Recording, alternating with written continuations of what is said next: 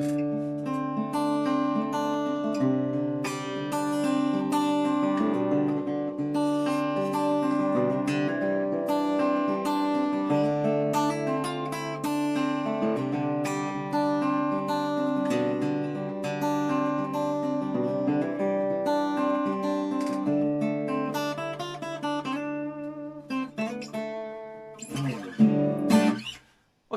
first video in a while.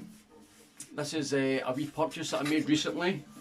For those of you that don't know, it is an East Coast travel acoustic guitar. I don't actually remember the exact model, but I'll look it up before I put the video on and I'll let you know in the video heading.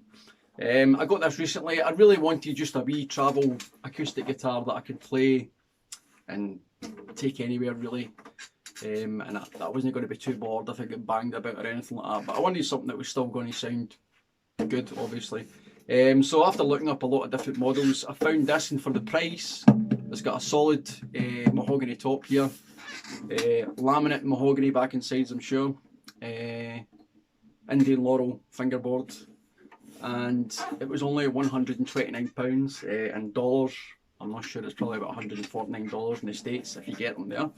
But for the price, to get a solid top acoustic guitar for that sort of money is really pretty unusual. So I thought, right, I'll go for it. I looked up a few reviews online that I could see, and it got fairly decent reviews. So I thought I would buy it, and it actually performs really pretty well. It's got some shortcomings, as you would expect at this price, in terms of the hardware. I don't think the tuners are particularly great. The fret ends, I feel a wee bit kind of sharp in some places, but it's nothing major. But as I say, I bought this guitar really as just a wee thing that I could move about. If I don't mind if it gets banged or hit against anything or anything like that.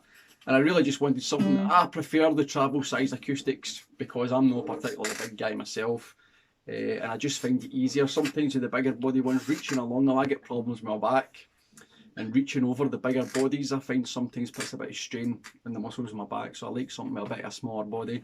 I'm planning to get a sort of higher end acoustic guitar later on as well, but I thought it'd be good to have a second one, as I say, just for taking anywhere I want, and I might even just keep it set up in the dadgad tuning that I've got it set up in now, because it's good to have if you're going to have that, it's good to have a guitar that's dedicated to that tuning if you use it. If you don't use it, it's something you should try. But anyway, I'll let you hear how it sounds. I think it sounds pretty decent. As I say, it's not outstanding. There is some shortcomings, but in terms of just being a good functional, decent sounding acoustic guitar, just for jamming away or whatever, you could probably record with this thing as well, to be honest. It's actually pretty good. It's not electric or nothing like that, although I do think you get versions that you can plug in, but I don't need that, I don't use it. So anyway, here we go.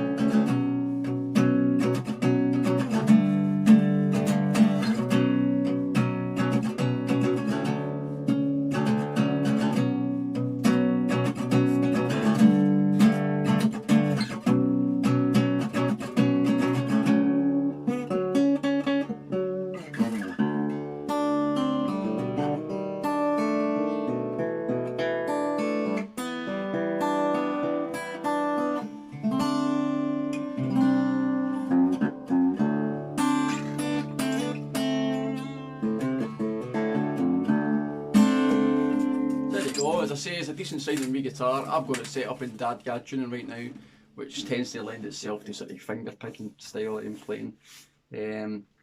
But for as I say, for a wee functional acoustic guitar, that's just something that you can take wherever you're going, if you're going camping or going to a friend's house or something like that. It's definitely one to look out for. As I say, it's got the solid top on there, which is pretty unusual in this price point. I like the small. I think the scale is 22, 23. I'll need to look it up before I put the video up. So it's nice and easy to play, easy to bend and stuff on as well. So it feels a lot more comfortable to play than normal, bigger, bulkier acoustic guitar like a Dreadnought or something.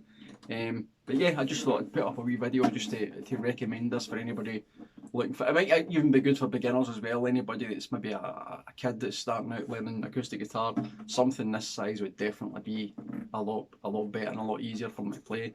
But as I say, even for fully grown people, if you want something that just feels a bit more comfortable. And it's a brand I've never tried before, East Coast. It is a budget brand. As I say, the tuners, they seem stable enough, but they don't feel convincing when you're turning them, I don't think. But that's something you could always upgrade, which I might do at some point. But I mean, they're working fine, they're holding tune, they just don't feel particularly smooth. I mean, it feels as if they're, I don't know, as if you're struggling a bit with them, you know, as if they're not quite holding that well. But the intonation and that seems to be fine, it holds tune pretty well.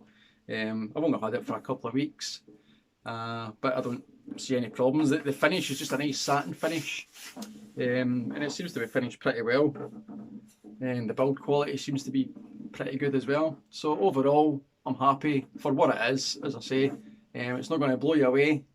It's not going to be better than a Taylor or anything like that. It's not going to match up to these sort of brands, but for what it is, I don't think you can get much better for £129. So anyway, I'll catch you again soon. I've got another couple of things in the pipeline that I'm coming. I've got a new guitar purchase that I think a lot of people will be quite interested in. I'm really quite excited about it. So as soon as it drops in the shops, I'm going to get it. I'll stick up a video and let you guys hear it and see what you think as well. So until the next time, catch you later.